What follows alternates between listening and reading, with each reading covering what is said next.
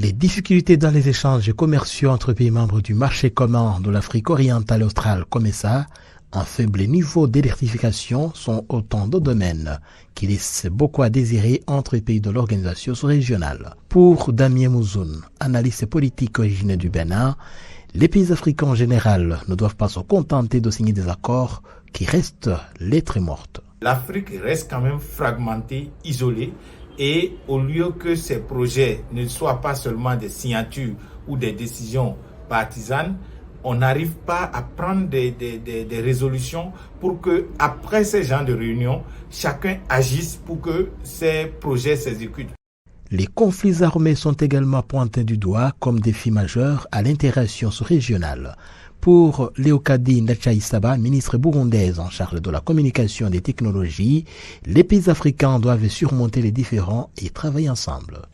Il est donc impératif que tous les États membres du COMESA unissent leurs efforts pour rechercher et résoudre les questions d'infrastructure qui entravent le développement uniforme et global de notre région. Ensemble, nous pouvons coopérer efficacement et apporter le développement tant désiré grâce à la confiance que les citoyens de la région ont placée en nous.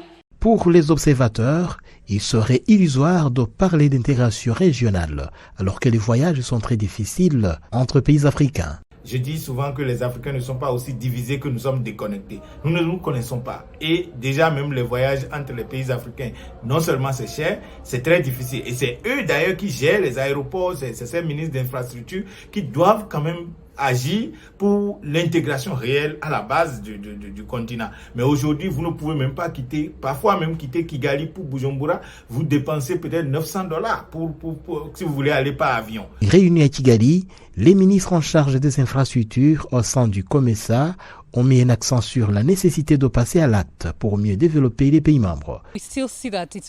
Il est toujours très cher et presque impossible de voyager par avion en Afrique. Nous avons ici une plateforme des ministres pour discuter encore là-dessus, voir ce qui cause cette situation et accélérer l'exécution des changements que nous souhaitons.